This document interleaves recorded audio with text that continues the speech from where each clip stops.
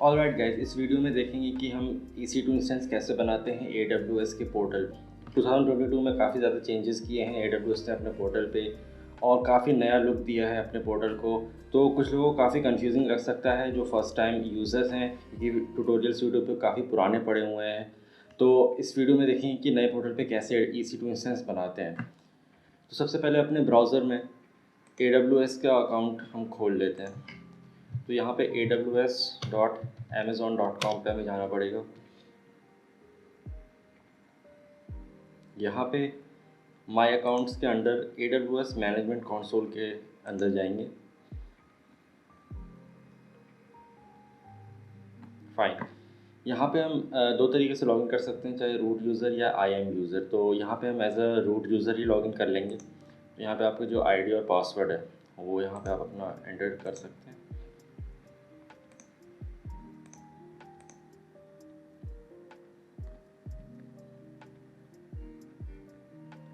तो हम अपने मैनेजमेंट कंसोल पे आ चुके हैं।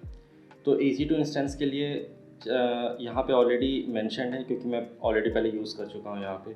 बट फर्स्ट टाइम यूज़र्स के लिए यहाँ पे सर्विसेज के अंदर, कंप्यूट के अंदर यहाँ पे हमारे पास EC2 इंस्टेंस पड़ा हुआ है। और दूसरा तरीका ये है कि हम यहाँ पे सर्च बार में हम EC2 सर्च करें, यहाँ पे हमें मिल जाएगा। तो मैं यहीं से लॉन्च कर लेता हूँ इसको।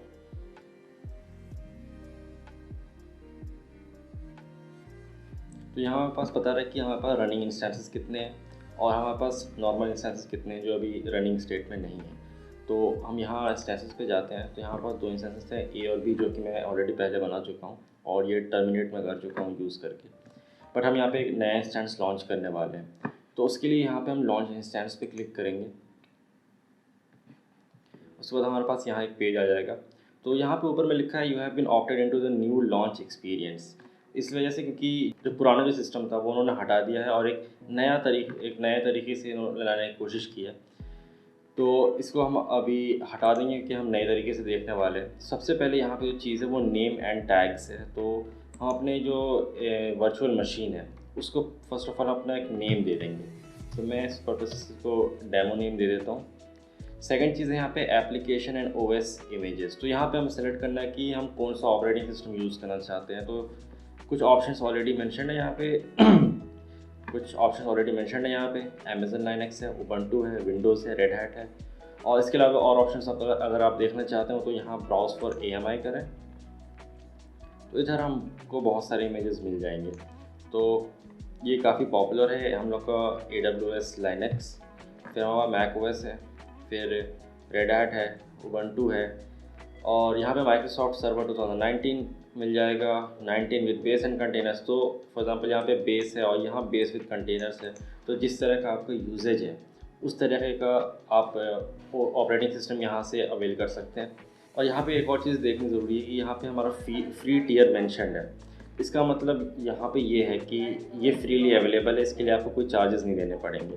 बट अगर हम यहाँ पे जाएँ macOS पे, तो इधर आप फ्री टियर मेंशन नहीं है। इसका मतलब यहाँ पे आपको चार्जेस देने पड़ेंगे इस ऑपरेटिंग सिस्टम को यूज़ करने के लिए। तो यहाँ पे मैं Amazon Linux 2 AMI यूज़ करूँगा। तो यहाँ से इसको सेलेक्ट कर लेते हैं और 64 बिट है। फाइन, तो यहाँ पे हमारे पास ये Amazon मशीन इमेज यहाँ पे सिलेक्ट हो चुका है। तो यहाँ पे कुछ इन्फॉर्मेशन उसके बारे में बता रहे हैं कि कब पब्लिश हुआ है, आर्किटेक्चर क्या है, वर्चुअलाइजेशन क्या है, और रूट टाइप डिवाइस जो EBS इलास्टिक ब्लॉक स्टोरेज जो हमारा वो है यहाँ पे। नेक्स्ट जो हमारे पास मिलता है वो है इंस्टेंस टाइप। इंस्टेंस टाइप मतलब कि आपने ऑपरेटिंग सिस्टम चूज़ कर लिया, अब चूज़ करना है कि हम किस टाइप का हार्डवेयर हम इस पर रन करना चाहते हैं, किस टाइप के हार्डवेयर पे हम अपना ऑपरेटिंग सिस्टम रन करना चाहते हैं। तो फॉर एग्जांपल यहाँ पे T2.micro बाय डिफ़ॉल्ट सेट है, इसलिए क्योंकि ये फ्री टियर एलिजिबल है। और इसमें हमें 1 वर्चुअल CPU और 1 GB ऑफ मेमोरी मिल जाती है। तो अगर हम ड्रॉप डाउन पे क्लिक करें तो यहाँ पे हमारे पास काफ़ी और ऑप्शन मिल जाएंगे, जैसे T2.nano जहाँ पे 1 वर्चुअल CPU और 0.5 GB मेमोरी मिलती है। फिर स्मॉल अवेलेबल है, मीडियम है, एक्स्ट्रा लार्ज है, जहाँ पे 4 वर्चुअल CPU और 16 gigs ऑफ मेमोरी मिल जाती है। अगर हम उसको और स्क्रॉल डाउन नीचे करें तो डिपेंडिंग ऑन आपकी क्या डिमांड है, आपका ज़्यादा CPU इंटेंसिव काम है या मेमोरी इंटेंसिव काम है, उस हिसाब से आप अपनी चीज़ों को अवेल करवा सकते हैं। फॉर एग्जांपल यहाँ पे i3 4x लार्ज में 16 वर्चुअल CPU और 122 GB ऑफ मेमोरी मिल जाएगी। थोड़ा और नीचे चलते हैं तो यहाँ पे R3 2x लार्ज, यहाँ पे 8 वर्चुअल CPU और 61 GB ऑफ मेमोरी, यानी ये मेमोरी इंटेंसिव काम के लिए ज़्यादा, क्योंकि CPU कम और मेमोरी ज़्यादा मिल रही है यहाँ पे। सिमिलरली यहाँ पे है 16 GB वर्चुअल और 122 GB रैम। नेक्स्ट जाते हैं यहाँ पे, अब देखिए 96 वर्चुअल CPU और 768 gigs ऑफ रैम, जो कि बहुत ज़्यादा है। तो आप समझ रहे हो क्लाउड कितना पावरफुल है कि बस एक क्लिक में आप इस टाइप का हार्डवेयर आप अवेल करवा सकते हैं विदाउट कि आपको फिज़िकली चीज़ों को कॉन्फ़िगर करना, बस आपको क्लिक करना है यहाँ पे और चीज़ें आपके लिए अवेल हो जाएंगी। तो ये this is the power of cloud. तो यहाँ हम Tilo.micro ले रहे हैं क्योंकि ये फ्रीली अवेलेबल है। नेक्स्ट है कि क्योंकि हमारा कंप्यूटर फिज़िकली हमारे पास प्रेजेंट नहीं है, वो कहीं और पे प्रेजेंट है। यहाँ पे आप देख सकते हैं कि हमारा जो रीजन है वो मुंबई है और यहाँ से कहीं भी हो सकता है। तो बेटर ऑप्शन ये है कि जो सबसे पास में आपका एरिया है वो आप सेलेक्ट करें। मेरे पास का एरिया मुंबई है, इसलिए मैंने सेलेक्ट किया है। आपके नज़दीक कोई और सा एरिया अगर आता है तो आप वो सेलेक्ट कर सकते हैं। फाइन। तो मुंबई में मेरा EC2 इंस्टेंस क्रिएट होगा, बट मैं मुंबई में हूँ नहीं, तो मैं एक्सेस कैसे पाऊँगा? की पेयर लॉगिंग की वजह से। तो यहाँ पे आपके पास ऑलरेडी अगर की पेयर बना हुआ तो वो आप यूज़ कर सकते हैं, नहीं तो फिर क्रिएट न्यू की पेयर करेंगे। यहाँ पे आप की पेयर का नेम एक दे देंगे, सारी चीज़ें सेम रखेंगे। अब यहाँ पे अगर आप पुटी यूज़ कर रहे हैं तो आप PPK पे क्लिक कर लेंगे, लेकिन मैं इस वीडियो में पुटी यूज़ नहीं करूँगा, मैं दूसरे तरीके से करूँगा जो कि थोड़ा आसान तरीका है। इसलिए मैं .pem फाइल यहाँ पे क्रिएट करूँगा। तो मेरे पास ऑलरेडी की पेयर पड़ा हुआ है मेरे कंप्यूटर में, इसलिए मैं यहाँ पे क्रिएट की पेयर नहीं करूँगा। और तो यहाँ क्रिएट की पेयर करने के बाद एक फ़ाइल डाउनलोड हो जाएगी, तो उस फाइल को रखना बहुत ज़रूरी है। उसको आप डिलीट मत कीजिएगा क्योंकि उसके बिना फिर आप एक्सेस नहीं पा पाइएगा अपने कंप्यूटर का। तो मैं इस स्टेप को यहाँ से कैंसिल कर दूँगा। आप जाके एक की पेयर क्रिएट कर लीजिए। तो की पेयर क्रिएट करने के बाद यहाँ मेरे पास ऑलरेडी सेलेक्टेड है, तो मैं यहाँ डेमो सेलेक्ट कर लूँगा इधर। फाइन। नेक्स्ट है हमारा नेटवर्क सेटिंग्स। तो नेटवर्क सेटिंग्स में हमें देखना है कि हमारा नेटवर्क बिहेवियर कैसा रहेगा अपने हमारे कंप्यूटर का। तो इसके लिए हम पहले एडिट पे जाएंगे और यहाँ हमारे पास सिक्योरिटी ग्रुप्स, ये बहुत ही इंपॉर्टेंट चीज़ है, सिक्योरिटी ग्रुप्स सेट करना। तो बाय डिफ़ॉल्ट यहाँ पे हमारे पास SSH सिक्योरिटी ग्रुप कॉन्फ़िगर्ड है। अब ये क्या होता है? ये होता है कि जो कनेक्शन आपका इस्टेब्लिश होगा वो इसको इस्टेब्लिश करने में ये SSH आपका हेल्प करता है। तो SSH है पोर्ट नंबर 22 पे और ये सोर्स टाइप एनीवेयर। इसका मतलब ये है कि आप ये जो वर्चुअल मशीन है कहीं से भी एक्सेस कर सकते हैं अगर आपके पास की पेयर हो तो अगर हमें नया सिक्योरिटी ग्रुप रूल ऐड करना हो तो हम यहाँ पे क्लिक करेंगे ऐड सिक्योरिटी ग्रुप रूल और टाइप में हम जाएंगे तो हमें बहुत सारे ऑप्शंस मिल जाएंगे, बहुत तरह के ऑप्शंस। तो फॉर एग्जांपल यहाँ पास SMTP है, DNS है, HTTP है, POP3 है। तो HTTP पे हम क्लिक कर लेते हैं। उसके बाद सोर्स टाइप हम एनीवेयर कर देंगे ताकि हम कहीं से भी इसको एक्सेस कर पाएँ। उसके बाद नेक्स्ट चीज़ है वो है स्टोरेज को कॉन्फ़िगर करना। तो फॉर एग्जांपल हमारे पास हार्ड डिस्क होगी, तो आप अपने वर्चुअल मशीन के लिए कितना हार्ड डिस्क कॉन्फ़िगर करना चाहते हैं। तो क्योंकि हमारे पास हमने लाइनक्स लिया है तो बाय डिफ़ॉल्ट उसके लिए 8 GB मिलता है, और अगर आप विंडोज़ सर्वर लेंगे उसके लिए 30 GB मिलता है क्योंकि विंडोज़ ज़्यादा हैवी होता है लाइनक्स से। और यहाँ पे मेंशन भी है free to eligible account customers can get up to 30 GB of EPS general purpose SSD। तो यहाँ पे हमारे पास GP2 है, इसका मतलब ये है कि हमारे पास जनरल पर्पस SSD है। इसके अलावा हमारे पास GP3 है, ये बस अलग एक वर्ज़न है, नया वर्ज़न है जो कि पहले वर्ज़न से बेटर होता है, फास्ट होता है, लेटेंसी कम आएगी उसमें ऑब्वियसली। और यहाँ पर मैग्नेटिक है, जो हमारे पास मैग्नेटिक हार्ड डिस्क होता है, ये SSD है, जनरल पर्पस SSD। तो हम बाय डिफ़ॉल्ट जो है GP2 उसी के साथ स्टिक करेंगे। नेक्स्ट आते हैं एडवांस डिटेल। तो इसमें बहुत सारी चीज़ें हैं जो अभी हम टच नहीं करेंगे, एडवांस हैं ऑब्वियसली, इसको किसी और वीडियो में कवर किया जाएगा। नेक्स्ट है हमारे पास नंबर ऑफ़ इंस्टेंसेस। ये बहुत ही पावरफुल चीज़ है। तो आपने जितनी भी चीज़ें कॉन्फ़िगर करी हैं, चाहे वो Tilo.micro हो, 1 वर्चुअल CPU और 1 GB ऑफ रैम और 8 GB ऑफ आपका जो स्टोरेज है। स्टोरेज में एक और चीज़ ध्यान रखना है कि ये रूट वॉल्यूम है जिसमें आपका ऑपरेटिंग सिस्टम इंस्टॉल्ड रहेगा। अगर आप चाहें तो अलग से भी और स्टोरेज बना सकते हैं, काइंड ऑफ पेन ड्राइव है जिसको आप अटैच कर सकते हैं या फिर डिटैच कर सकते हैं। अगर आप वर्चुअल मशीन चेंज करना चाहें तो वर्चुअल मशीन डिलीट कर दें, उसको डिटैच कर दें और दूसरा वर्चुअल मशीन जब नया बनाएंगे तो उसमें वापस अटैच आप स्टोरेज को कर सकते हैं। तो ये बहुत ही अच्छी चीज़ है। फिर ये जो हमारे पास नंबर ऑफ़ इंस्टेंसेस है यहाँ पे, इसका मतलब ये है कि जो भी कॉन्फ़िगरेशन आपने भी सेट किया है वर्चुअल मशीन का, तो वो सेम कॉन्फ़िगरेशन के आपको कितने मशीन चाहिए। तो यहाँ बाय डिफ़ॉल्ट एक है, मैं चाहूँ तो इसको 10 बना सकता हूँ, तो सेम कॉन्फ़िगरेशन के 10 मशीन मेरे पास एक क्लिक में बन जाएंगे। तो और यही वजह है कि क्लाउड इतना पॉपुलर है कि 10 मशीन को जाके आपको कॉन्फ़िगर नहीं करना पड़ेगा। एक ही क्लिक में, एक ही बार में आपने सारी कॉन्फ़िगरेशन सेट की, नंबर ऑफ़ इंस्टेंसेस बता दिए और सारे मशीन अपने एक ही बार में क्रिएट हो जाएगी। तो इस पर्पज़ के लिए मैं यहाँ पे 2 मशीन क्रिएट कर लूँगा और यहाँ पे फाइनली हम लॉन्च इंस्टेंस कर देते हैं। तो यहाँ पे ये क्रिएट कर रहा है, सक्सेसफुली क्रिएट हो चुका है। व्यू ऑल इंस्टेंसेस पे चलते हैं।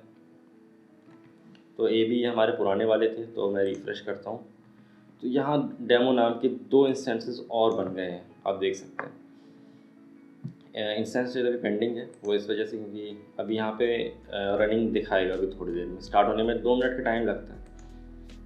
तब तक ये देख लेते हैं कि अगर हम इस पे डेमो पे किसी भी एक पे क्लिक करें तो यहाँ पे हमारे उसकी इन्फॉर्मेशन आ जाती है। तो यहाँ पे इंस्टेंसेस रनिंग दिखा रहा है, तो यहाँ पे अभी स्टार्ट हो चुका है। तो हमारे पास पब्लिक IPv4 एड्रेस है, प्राइवेट IPv4 एड्रेस है, नेटवर्किंग में DNS है और भी जो भी इंफॉर्मेशन है वर्चुअल मशीन से रिलेटेड यहाँ पे सिक्योरिटी ग्रुप्स जो हमने कॉन्फ़िगर किए थे तो यहाँ पे ऑलरेडी मेंशन्ड है। तो हमने यहाँ पे पोर्ट 80 पे HTTP और पोर्ट 22 पे जो हमारा SSH था वो है यहाँ पे। फाइन। नेक्स्ट है नेटवर्क से रिलेटेड जो भी इंफॉर्मेशन है आपका IP एड्रेस वगैरह, मैक एड्रेस, स्टोरेज तो हमने EBS स्टोरेज लिया था रूट डिवाइस टाइप में और ये 8 GB था। यहाँ पे साइज़ मेंशन नहीं है। स्टेटस चेक तो यहाँ पे रनिंग बता रहा है, तो अभी यहाँ पे स्टेटस चेक में 2/2 रनिंग बताएगा, अभी इनिशियलाइजिंग हो रहा है। तो नेक्स्ट चीज़ है कि हम 2 तरीके से अपने जो EC2 इंस्टेंस का एक्सेस कर सकते हैं। पहला तरीका कि ये कि AWS के अंदर ही बिल्ट इन है, वो ये है कि हम किसी भी एक पे क्लिक करें और कनेक्ट पे क्लिक करें। फिर यहाँ पे हमारे पास EC2 इंस्टेंस कनेक्ट, तो इसके अंदर अगर हम जाएंगे तो यहाँ पे यूज़र नेम हमारा ये है, इसको ध्यान रखना है और फिर यहाँ पे इसके बाद हम इसको कनेक्ट कर लेते हैं। तो ये एक नया टैब खोल देगा और आपको आपके मशीन से कनेक्ट कर दिया। तो यहाँ पे आपका मशीन क्रिएट हो चुका है फॉर एग्ज़ाम्पल। तो अगर मैं देखना चाहूँ कि ये वही है जो मैंने क्रिएट किया, तो उसके लिए फिर हम जाएंगे cat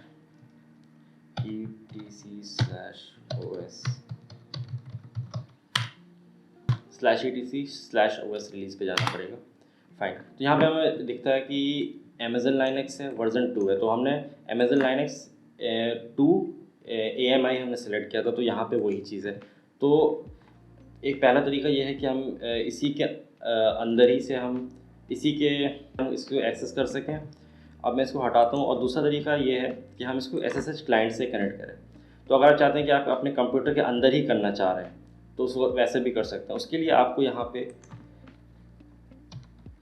जो गिट बैश है वो डाउनलोड करना पड़ेगा। तो गिट बैश आप इस वेबसाइट से इस URL पे जाके गिट बैश यहाँ पे आप डाउनलोड कर सकते हैं अपने मशीन के लिए। तो अगर विंडोज़ के लिए करना है तो यहाँ 64 बिट फॉर विंडोज़ आप डाउनलोड कर सकते हैं। बाकी और दूसरा ऑपरेटिंग सिस्टम है तो उसके लिए भी अवेलेबल है। यहाँ पे इंस्टॉलेशन काफ़ी आसान है, मैं करके नहीं दिखाऊंगा। और वही नेक्स्ट आई एग्री और इंस्टॉल कर देना है वहाँ पे। अगर नहीं समझ में आ रहा है तो आप कोई और सी वीडियो रेफ़र कर सकते हैं उसके लिए।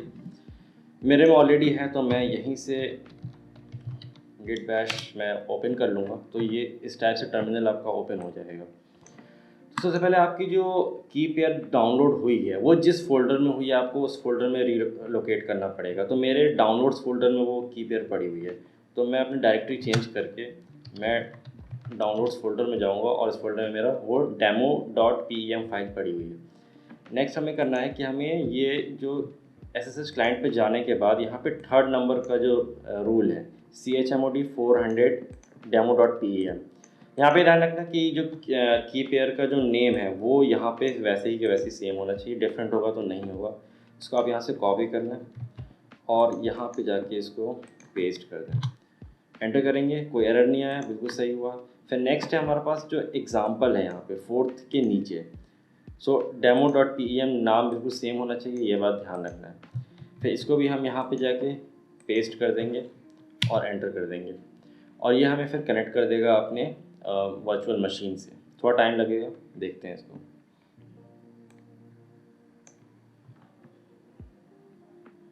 फाइन, तो उसको मुझे यस करना पड़ेगा।